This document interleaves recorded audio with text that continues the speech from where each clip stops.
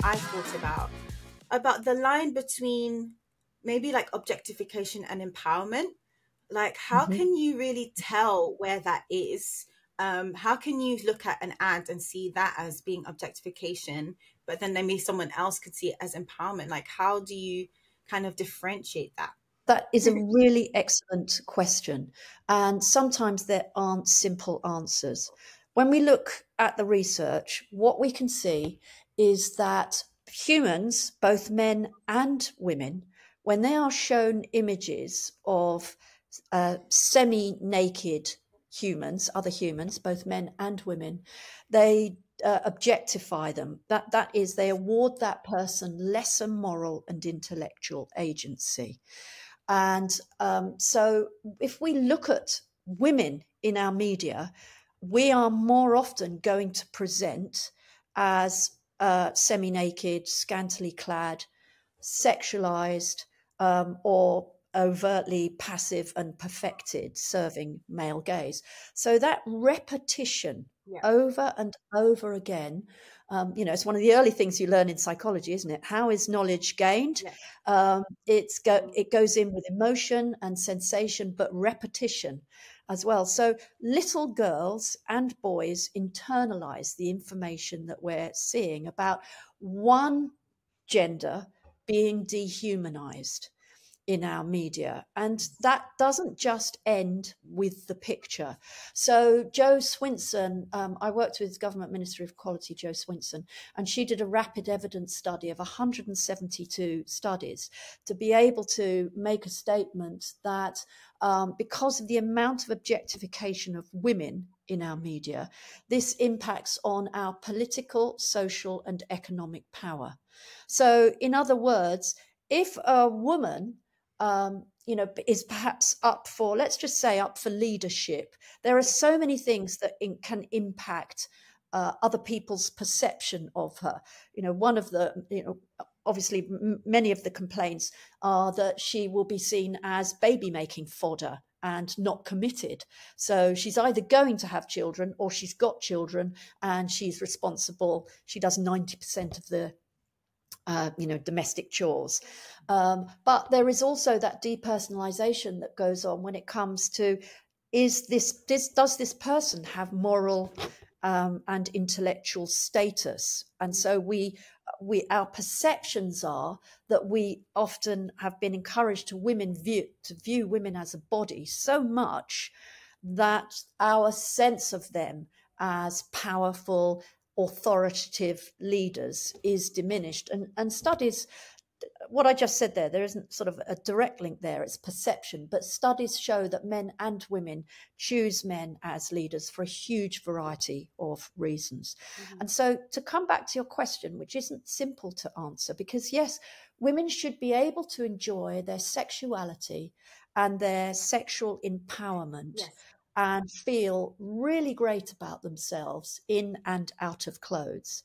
But in a public arena, when we know what happens because of the way that men consume women and because of the power imbalance and the gender ranking, I guess we have to question, do women have a safe space in which to display that sexuality? One of the things that I did was link up with a forensic psychologist, Dr. Dominic Wilmot, because I wanted to write about this.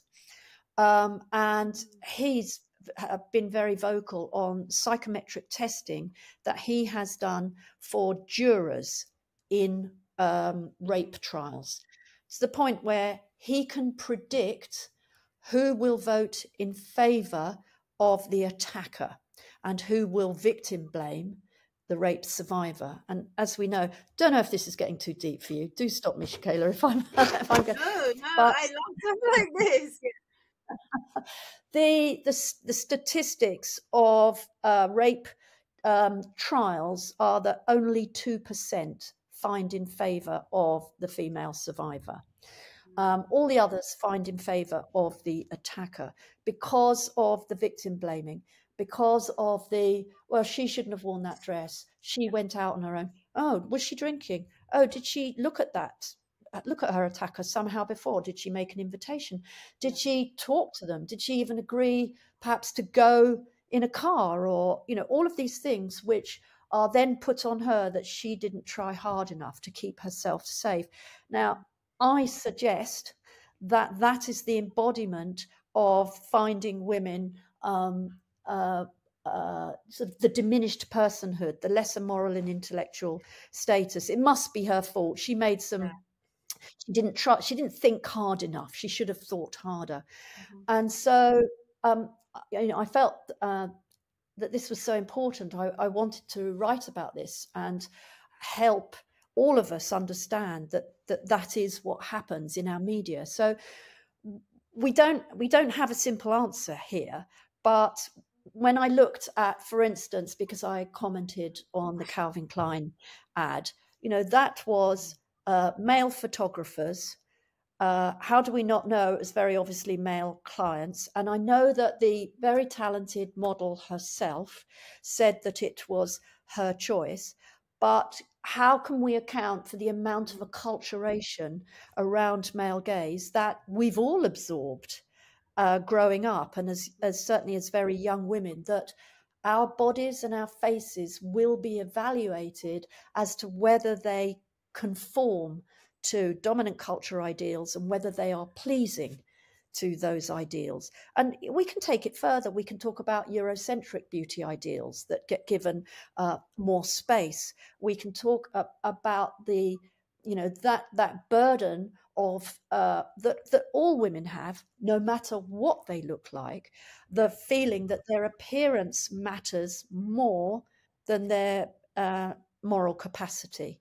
And certainly studies have been done. The Girl Guides did a study where 87% of those polled, those young women polled, said that they thought it didn't matter how clever they were, it's what they looked like that mattered, which is quite heartbreaking, really, that, you know, for many women, there's this internal tape that is constantly evaluating appearance over everything else.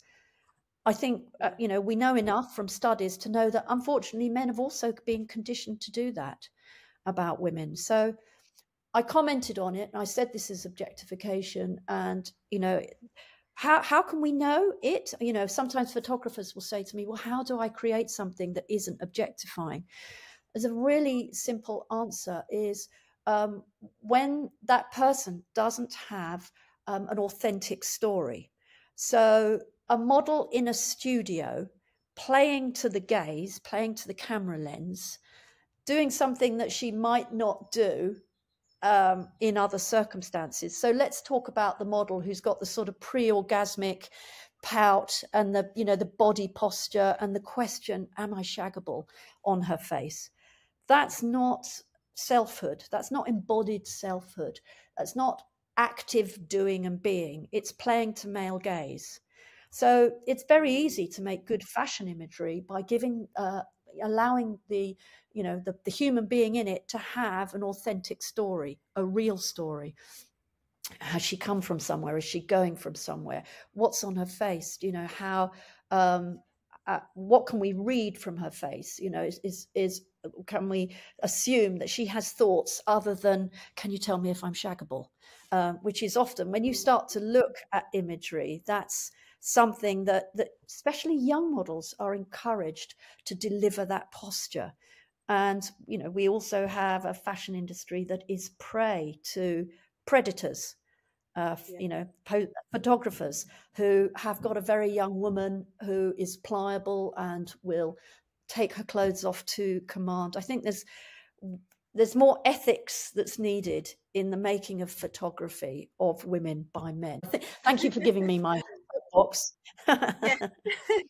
Sorry, that was so brilliant, Karen. And I think it's encouraged me to reflect on my own maybe biases and maybe the way I'm interpreting media too, because I think often, because I have all of this insight about, like, you know, like clothes and like style for personal goals and like internal gratification when you dress in a certain way and taking up space, especially as a woman of color. When I saw that, I saw empowerment. But then it's so important what you're saying is that we see so much of that and maybe not the alternative, and then we need to think about like the wider social context of it. There's been times where I've maybe just in a certain way, and then yeah, you get that response of, oh, well, you're a fashion psychologist, you're trying to be on TV, why are you looking like that? And then it's so important to interrogate that, because I should be able to dress how I want to be able to dress like exactly how I want, but then in the wider society, like, yeah, people put you in categories, and it's important to have these conversations so that we can get to a point